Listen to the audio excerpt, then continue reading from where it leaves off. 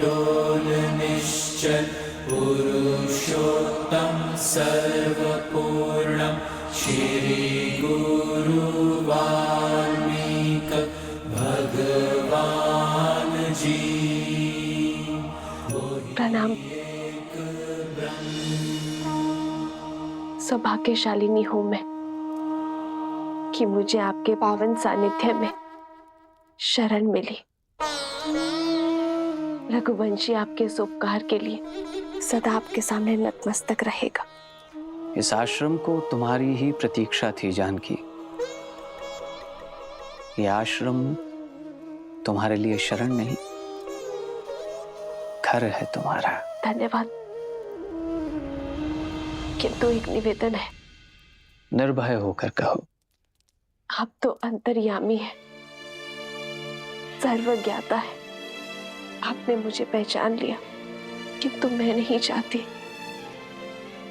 कि यहाँ किसी को मेरा परिचय मिले, और ना ही मैं यहाँ किसी को वन में आने का कारण बता सकती हूँ।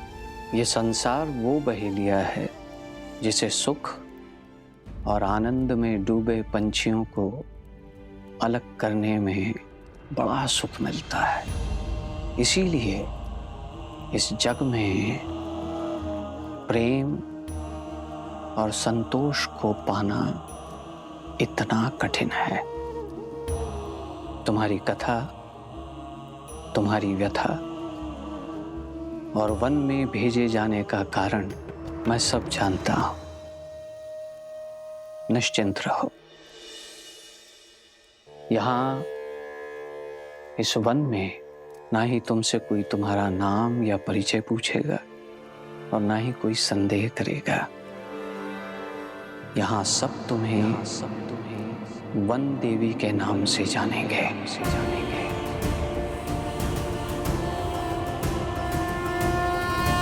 इस आश्रम में सुख से रहो और अपने पुत्रों के जन्म के पश्चात पुत्रों? हाँ सीता, एक नहीं दो सूर्यवंशी जन्म लेंगे तुम्हारे गर्भ से।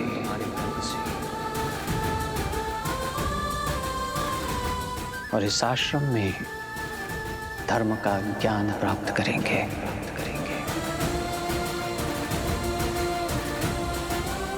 आपकी वाणी ने मेरे मन को आनंदित कर दिया।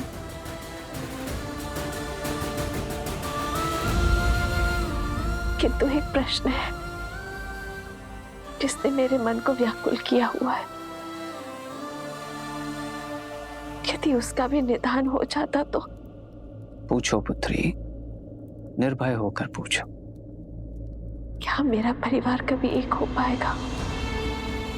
क्या कभी मैं, मेरे पुत्र, मेरे स्वामी पुनः कभी मिल पाएंगे?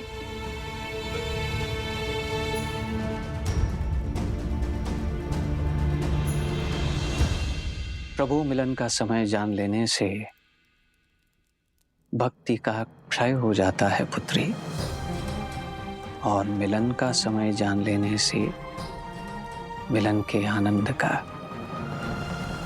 इसीलिए नियति के लेख को समय से पहले पढ़ने का या पढ़ने का प्रयास करना व्यर्थ है।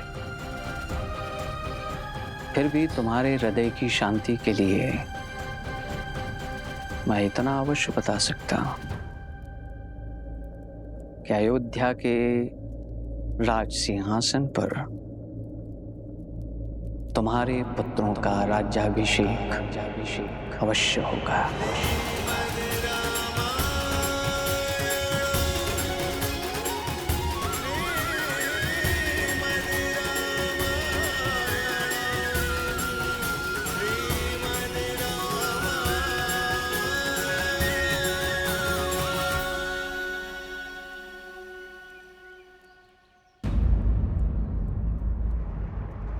ऋषिवर,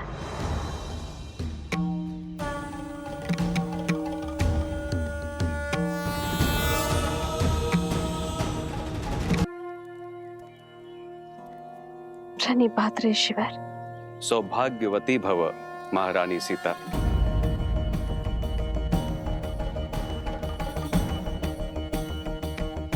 देवी, चिंतित न हो, यहाँ मेरे अतिरिक्त किसी और को यह भान नहीं। परंतु भगवान को है। उन्होंने मुझे वनदेवी नाम प्रदान किया है ऋषिवर। जैसी त्रिकालदर्शी भगवान की इच्छा। हे वनदेवी, आपका इस आश्रम में स्वागत है। धन्यवाद ऋषिवर। पुनः मिलन तक मैं पूरी श्रद्धा से अपने कर्तव्य को निभाऊंगी। सोहती सी राम के जोरी, छवि सिंगारू मनहु एक ठोरी।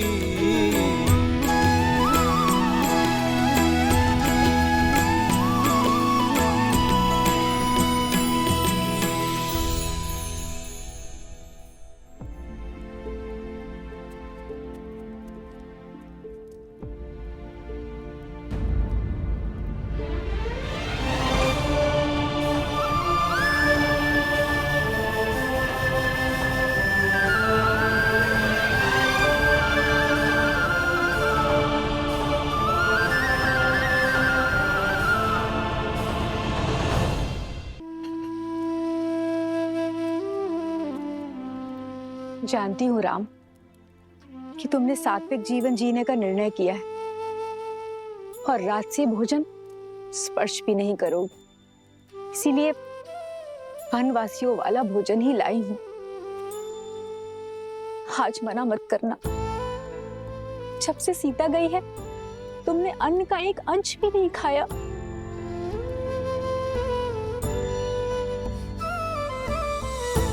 बात भोजन के प्रकार की नहीं है मां, भूख की है।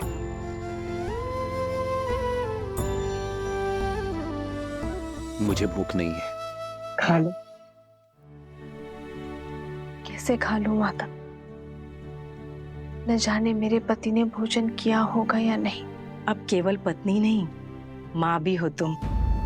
तुम्हारा जीवन, तुम्हारा स्वास्थ्य आने वाली संतान के जीवन और स्वास्थ्य से भी जुड़ा है, और तुम्हारा पहला कर्तव्य है अपने गर्भ में पलने वाले शिशु को पोषण देना।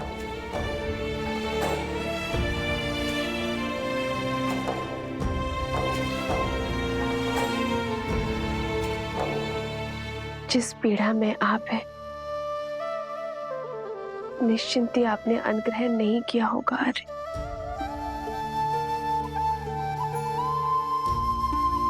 थाली यहाँ रख के जा रही हूँ पुत्र।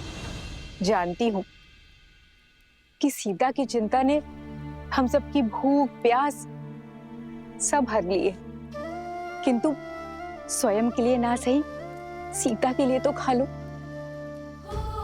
क्योंकि इतना विश्वास तो है सीता के पतिव्रत धर्म पे कि जब तक तुम कुछ नहीं खाओगे वो भी अन्न को स्पर्श नहीं करेगी।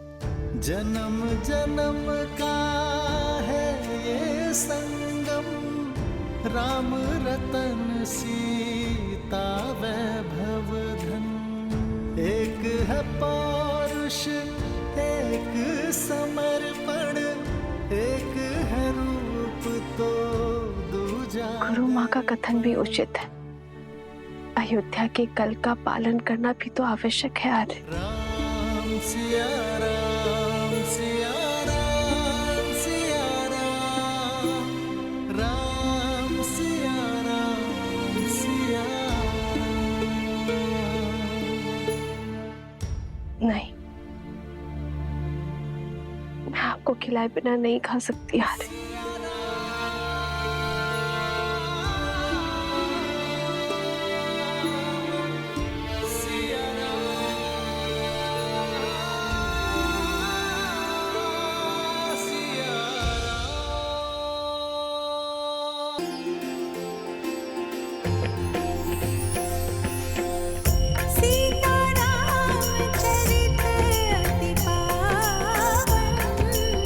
मधुर सरस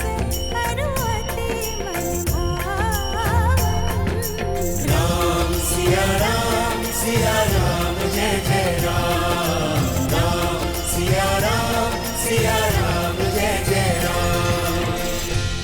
जब पता होगा कि आपने भोजन किया है तभी मुझे तृप्ति मिलेगी आर्य। तभी मुझे भोजन करने की इच्छा होगी कि आपके कंठ से ग्रास न उतरने का विचार ही मुझे भयभीत कर रहा है आर्य।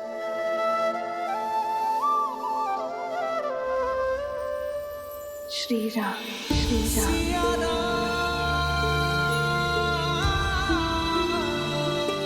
सीते,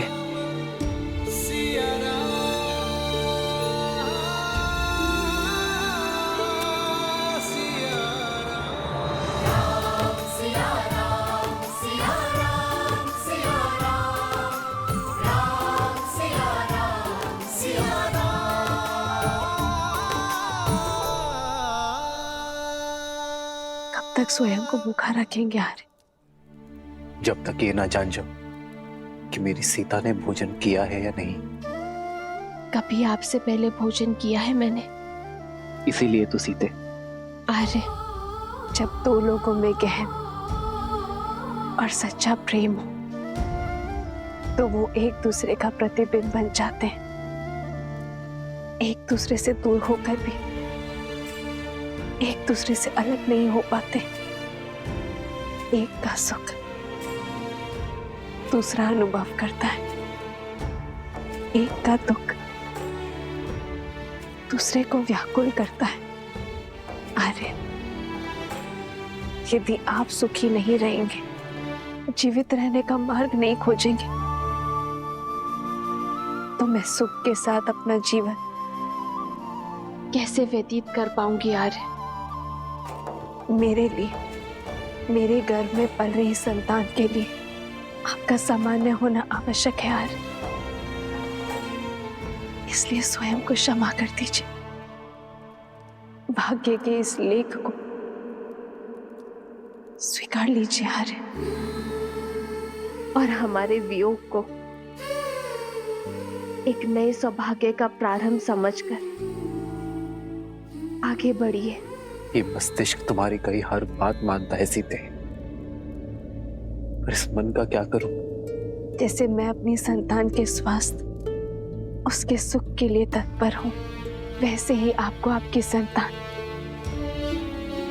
अयोध्या की प्रजा के बारे में सोचना होगा आर्य। आपके भूखे रहने से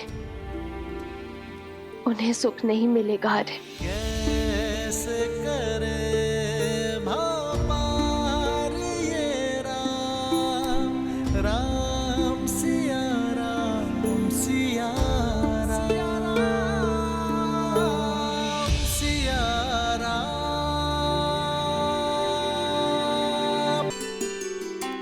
प्रेम समर्पण करुणा ज्ञान से है भरा दो प्यारा नाम।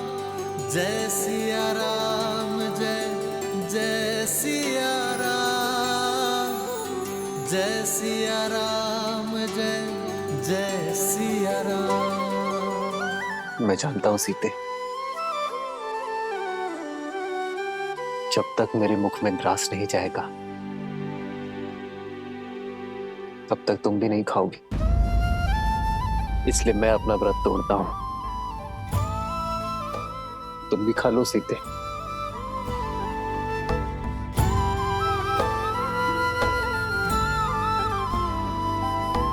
राम सिया राम जय जय राम, राम सिया राम जय जय राम।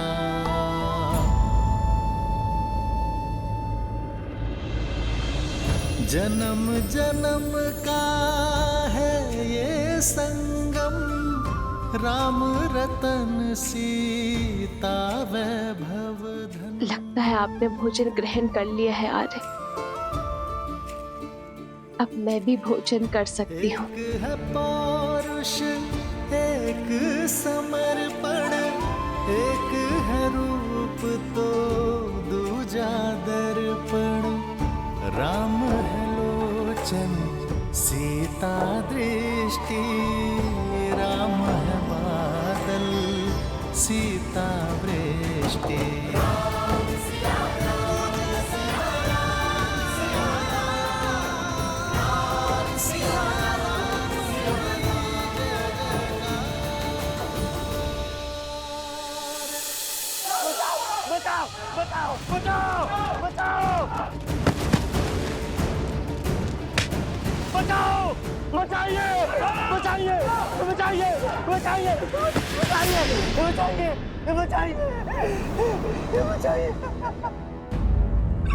मुझे क्षमा कर दे, मुझसे त्रुटि हो गई।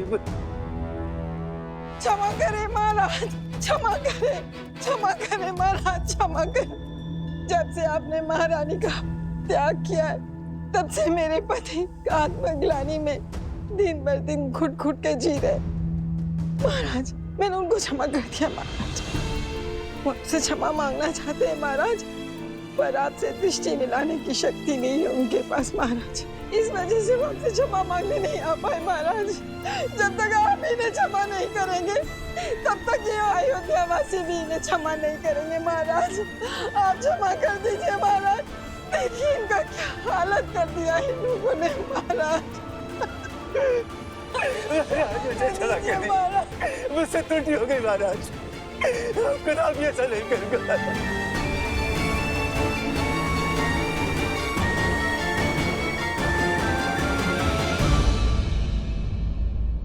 उठिए देवी, उठो। इन नगरवासियों का कोई अपराध नहीं है, इन्होंने कोई दोष नहीं किया है। मैं जानता हूं महाराज, मैं इसी योग्य हूं। मुझे क्षमा कर दीजिए महाराज, मेरी मति भ्रमित हो गई थी महाराज। मुझे क्षमा कर दीजिए प्रभु, मुझे क्षमा कर दीजिए। मैं तुम्हें क्षमा करता हूं वस्त्रक, किंतु क्षमा के साथ साथ दायित्व भी आता है। मैं आज तुम्हें एक दायित्व सौंपता हूं कि तुम ना केवल अपनी पत्नी को सम्मान सहित अपने जीवन में सम्मिलित करोगे, बल्कि अपने राज्य की रक्षा भी करोगे। यह ध्यान रखोगे कि लोक अपवाद से कोई भी किसी भी तरह प्रभावित ना हो।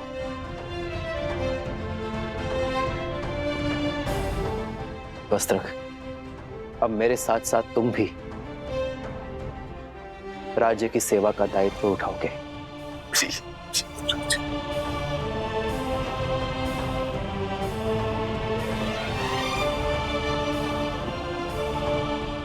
मैं जानता हूं आप सभी व्याकुल हैं, किंतु अराजकता किसी समस्या का हल नहीं। यदि आप कुछ करना ही चाहते हैं तो अयोध्या को कर्म और धर्म की पराकाष्ठा बनाने की यात्रा में अपना सहयोग दीजिए। इस राज्य को राम राज्य बनाने में सहायता कीजिए। कहिए, क्या मेरी अयोध्या की प्रजा मेरी सहायता करेगी? अवश्य सहायता करेंगे महाराज। हम लोग भी अपनी तरफ से पूर्ण सहायता करेंगे। महाराज, आपका बहुत बहुत आभार। अब मैं किसी के बहकावे में नहीं आऊंगा।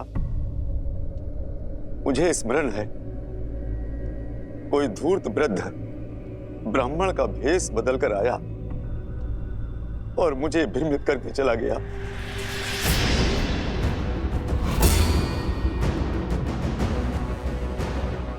वस्त्रक, किस वृद्ध ब्राह्मण के बारे में कह रहे हो तुम? कौन है वो? कहां रहता है? बताओ मुझे। मैं उसे घसीट कर यहाँ इस सभा में लेकर आऊंगा। जिसने मेरी भाभी मां पर इतना बड़ा लांछन लगाया है, उसे तो पाताल से भी घसीट कर लाएगा ये लक्ष्मण। लक्ष्मण, संदेह फैलाने वाले को पकड़ने का कोई औचित्य नहीं। औचित्य है महाराज। ये वही व्यक्ति है जिसके कारण आपने मेरी भाभी मां को वनवास दे दिया है। हमारा समस्त परिवार तार-तार हो चुका है और आप कह रहे हैं कि उसका सत्य जानकर भी इतने शांत कैसे रह सकते हैं आप? यही तो वो व्यक्ति चाहता है कि हमारा बल, हमारा श्रम हम व्यर्थ करें।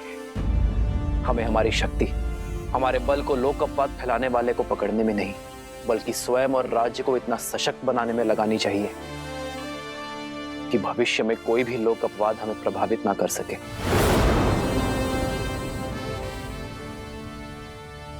परंतु मैं तो उस पापी को खोज कर रहूंगा जिसके कारण मेरी भाभी मां को उन्हें वनवास का दर्द सहना पड़ा।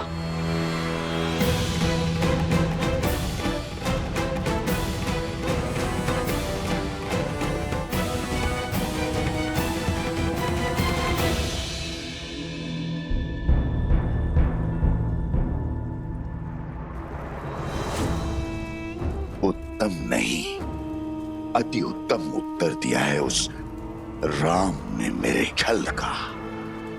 करुणा और त्याग का आवरण ओढ़कर छल का ऐसा लट्टू फेंका है कि सब चारों खाने चित त्याग का डंका बजाकर पुनः अयोध्या का प्रेम पा लिया। बड़ा चतुर निकला ये सूर्यवंशी, पर मैं भी सहस्त्रमुख रावण हूं। सहस्त्रमुख रावण, छल के हर खेल का महारथी। तो बातें ही बनाते रहेंगे या दिखाएंगे जौहर अपना? वहां धर्म का स्वरूप वो राम राज्य बना रहा है, अनंत काल तक पूजे जाने का मार्ग प्रशस्त कर रहा है, और तुम एक क्षण की ये जीत का उत्साह मना रहे हो। मूर्ख, असुर तो हो, बलवान पर बुद्धिहीन। परिस्थिति चाहे घर के भीतर की हो या राज्य के अंदर की, रणनीति सदा ही उभरती परिस्थितियों की प्रतिक्रिया होती है।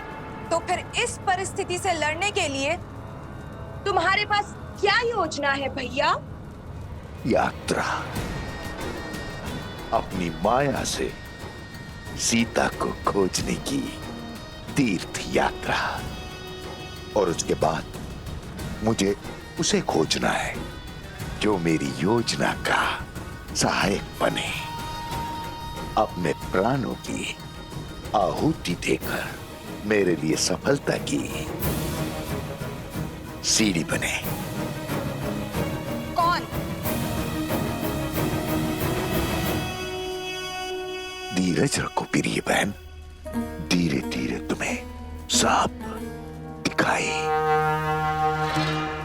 और सुनाई देने लगेगा। आशा करती हूँ कि इस बार जीत तुम्हारी ही होगी, और यदि नहीं हुई तो इस प्रतिशोध की पतवार मुझे ही थामनी होगी।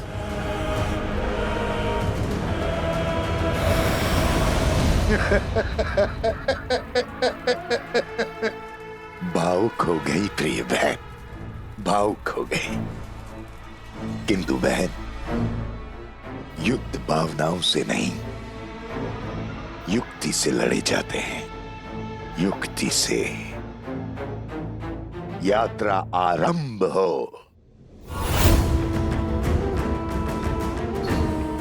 वो यात्रा जो सीता तक जाकर पूरी होगी। मैं आ रहा हूं देवी सीता, मैं आ रहा हूं।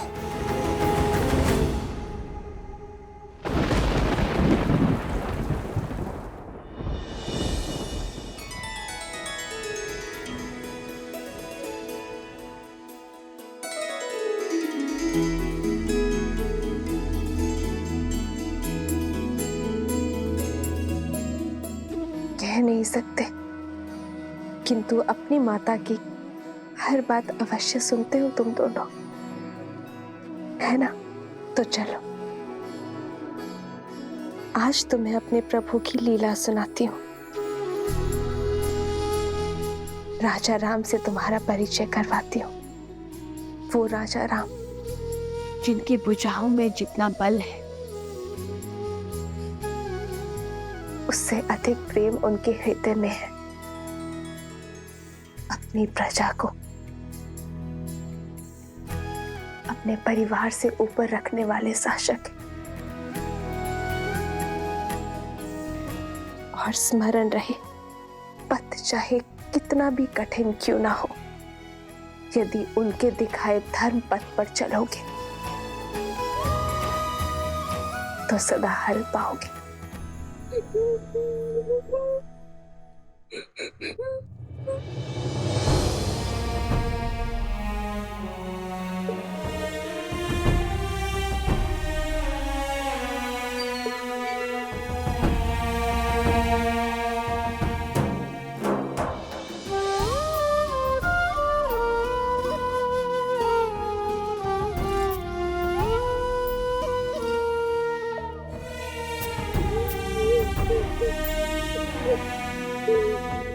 तुम रो क्यों रहे हो? इस सुंदर मुख पर मुस्कान कैसे आएगी? आप भुवन देवी है ना? देवी अर्थात ईश्वर। आपके पास तो अथाह शक्तियां होंगी। क्या आप मेरी माता को ला सकती हैं?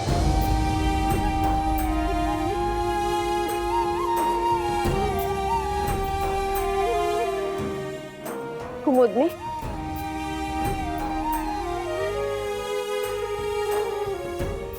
ये बालक कौन है और इसकी माता को क्या हुआ? वो शांडिल्य है। 2 वर्ष पहले एक दिन उसकी माता वन में गई और फिर कभी नहीं लौटी। वो तब से अपनी माता की प्रतीक्षा कर रहा है।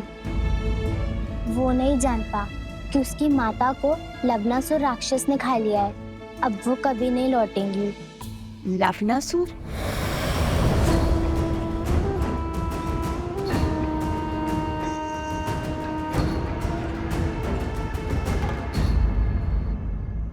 पुत्र अर्जुन, पुत्र अर्जुन, तुम कहीं नहीं जाओगे। सुना तुमने? तुम कहीं नहीं जाओगे। क्षमा करना बहन, मैं विवश हूँ। हर अमावस्या को हमारे गांव से उस दुष्ट लवणासुर को किसी की बलि देनी पड़ती है। इस बार तुम्हारे घर की बारी। इकलौता पुत्र है मेरा, इसका बलिदान कैसे दे दूं? इसकी मृत्यु से ये मेरा पूरा वंश नष्ट हो जाएगा। मुखिया जी, कुछ तो कीजिए। कुछ नहीं हो सकता आर्या, फिर भी तुम कहते हो तो मैं प्रयास करता हूं। कोई है? अरे है कोई जो पुत्र अर्जुन के स्थान पर अपना बलिदान देने को सज्ज हो?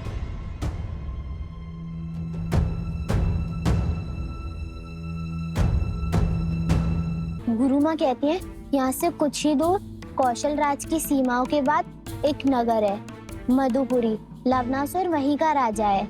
वो मनुष्यों का आहार करता है और कभी कभी कौशल की सीमाओं के पास आक्रमण कर मनुष्यों को खा जाता है।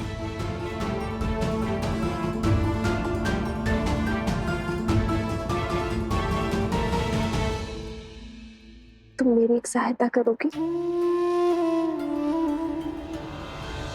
देखा, मैंने कहा था। चलो पुत्र, और कोई उपाय नहीं। मैं हूं ना।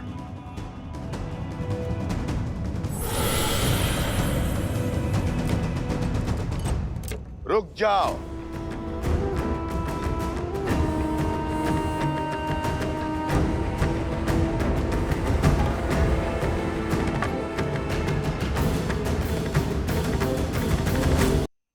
मैं चला जाता हूं।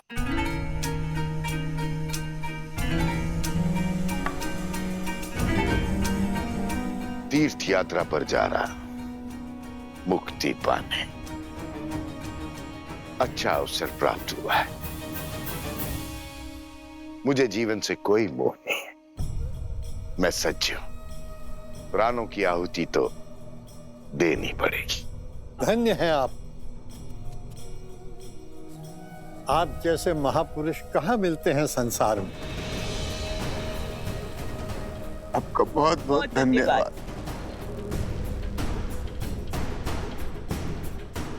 आओ मित्र।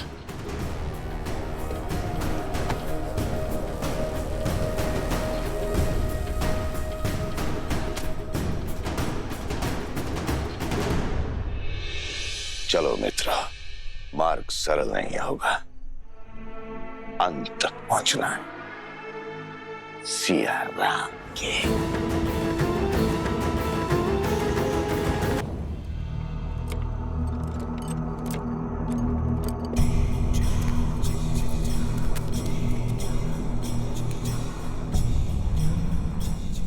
आओ लवनासुर, आज अमावस्या की रात्रि है, भक्षण करो मेरा, लेकिन मेरे गांव वालों को छोड़ दो।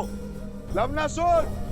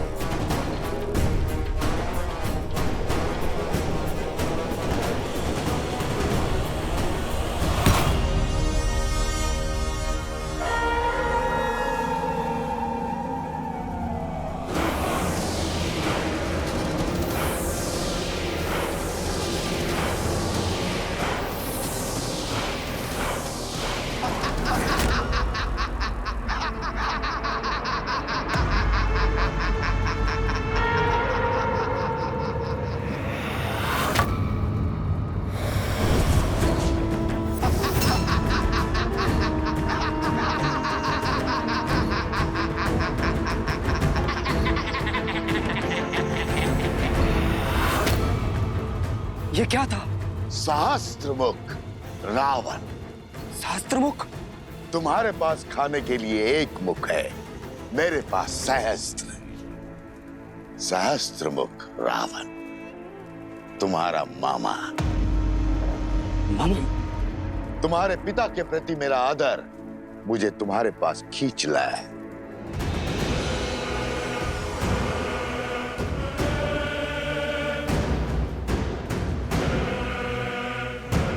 असुर आदर से नहीं, स्वार्थ से आते हैं। स्वार्थ हो या भूख, मैं शांत करने आया। बड़ी दया आ रही है मुझे तुम पर। महान असुर, मधुर राक्षस के पुत्र होकर ऐसी दीनता। अपने पिता की दी हुई सौगात इस मधुपुरी राज्य में ही संतुष्ट हो। छोटे मोटे कीड़े मकोड़े जैसे मनुष्यों को खाकर जी रहे, शर्म नहीं आती? स्वार्थ आज भूख का बहाना बन के आया है। यदि मेरे मामा ना होते तो अभी अपनी भूख को शांत कर देता और आपके साथ खेल में नहीं उलझता। मैं उलझाने नहीं, उत्साह बढ़ाने आया हूं। प्रतिशोध का उत्साह बढ़ाने। लंकेश की मृत्यु का प्रतिशोध लेने आया हूं मैं उस राम से, उस राम से जिसने राक्षसों की गरिमा और सम्मान का अंत किया है, लंका से लंकेश और राक्षसों से रावण को छीना है। अब मुझे उस राम को पराजित करना है, उसकी शक्ति, उसकी पत्नी को उसके पराजय का दृश्य दिखाना है। पर उसको ही क्यों? नर की शक्ति उसकी पत्नी होती है। नर यदि बलवान देह है तो पत्नी रीढ़ की हड्डी। बिना रीढ़ की हड्डी के बलवान देह का कोई महत्व नहीं। इसलिए हमें वार देह पर नहीं, रीढ़ की हड्डी पर करना होगा। सुना है कि सीता साक्षात लक्ष्मी का अवतार है, किंतु है तो माना निर्बल। यदि तुम सीता को पकड़ने में कामयाब हो गए तो राम की जय जयकार पराजय के नाद में बदल जाएगी। केवल देवता ही नहीं, साक्षात महादेव भी तुम्हारी शक्ति के सामने शीश झुकाएंगे। अच्छा,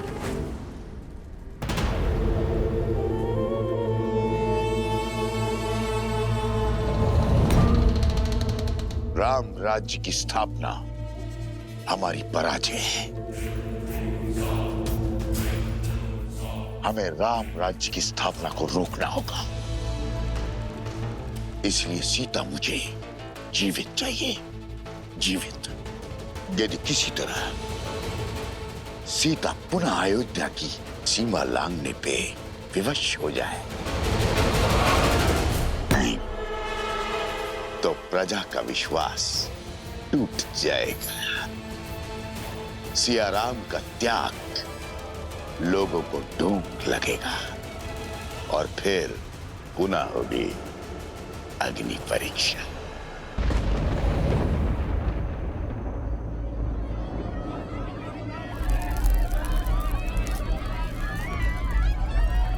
कौन है?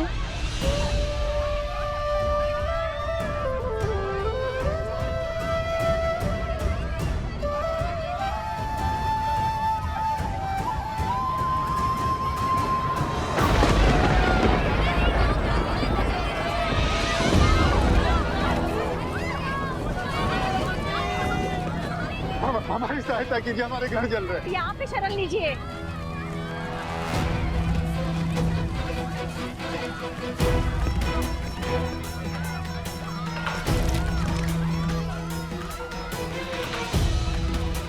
गुरु माता, ये सब कैसे हुआ? 10 कोस पर इनका गांव है। लगता है लवणासुर ने आक्रमण किया है, इसी कारण ये भागकर आश्रम में शरण लेने आए हैं।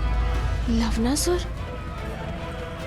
वो मनुष्यों का आहार करता है और कभी कभी कौशल की सीमाओं के पास आक्रमण कर मनुष्यों को खा जाता है।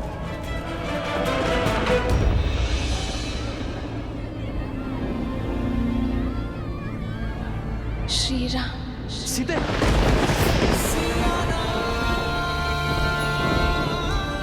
सीते।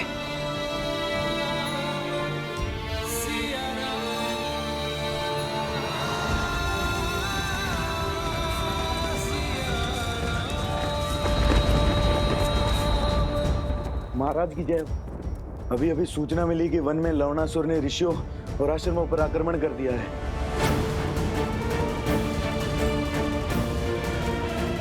लवणासुर? कहीं उसका मंतव्य मेरी सीता को क्षति पहुंचाना तो नहीं? वन देवी, मैंने सुना है यहाँ पर किसी लवणासुर का प्रकोप है। क्या वो हम सबको मार देगा? मेरी माता को भी? किसी को कुछ नहीं होगा, ना तुम्हें और ना ही तुम्हारी माँ को।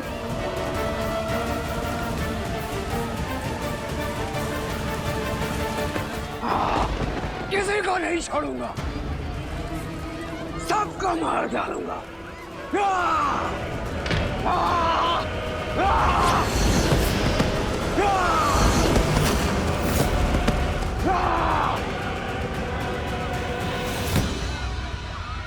लवणासुर, हर अमावस्या को हमने एक नरबलि देने का वचन दिया था और उसे निभाया भी। फिर इतना हाहाकार, इतना क्रोध क्यों? ये क्रोध नहीं, प्रतिशोध है। और यहाँ केवल राक्षस रहेंगे।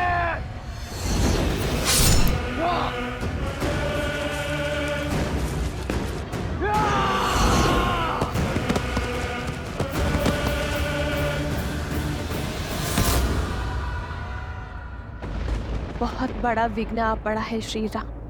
इस क्षेत्र को लवणासुर के प्रकोप से बचाइए। ये समस्त विश्व आपका राज्य है आर्य, आपकी प्रजा है आर्य। सहायता कीजिए।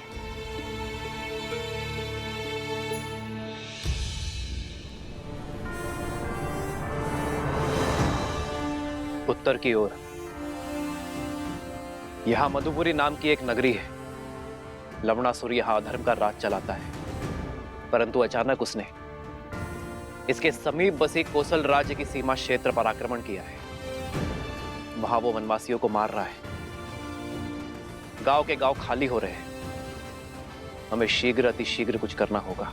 पाप की शक्ति पुण्य से सदा कम होती है। मधुपुर की प्रजा की सहायता के लिए भैया के आशीर्वाद से लवणासुर से युद्ध करने मैं जाऊंगा। अयोध्या का सेनापति मैं हूं, इसीलिए लवणासुर से युद्ध करने के लिए भी मैं ही जाऊंगा। नहीं भैया, ये अवसर मुझे दीजिए। भरत भैया 14 वर्ष तक आपकी सेवा का लाभ उठा चुके हैं। लक्ष्मण भैया आपकी ढाल बनकर रहे हैं। आपके साथ भीषण युद्ध लड़े उन्होंने। कृपया मुझे लवणासुर को मारकर अपनी प्रजा की रक्षा और पराक्रम के प्रदर्शन का अवसर दीजिए।